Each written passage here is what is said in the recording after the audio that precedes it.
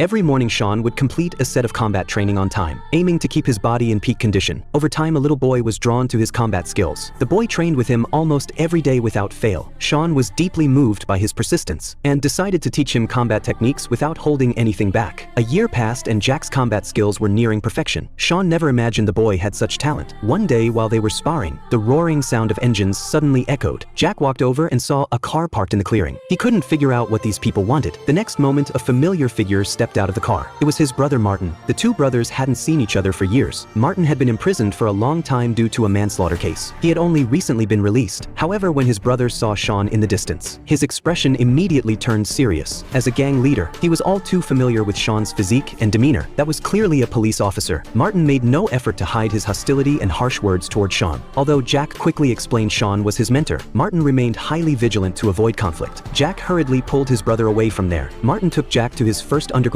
boxing match. But the fighting between the two men in the ring didn't spark Jack's interest. In his view, it seemed to lack any real skill. So when the host asked if there were any challengers, Jack stood up and walked toward the boxing ring without hesitation. Martin was frantic, not knowing what his younger brother was doing. But once the fight began, everyone was stunned by Jack's performance.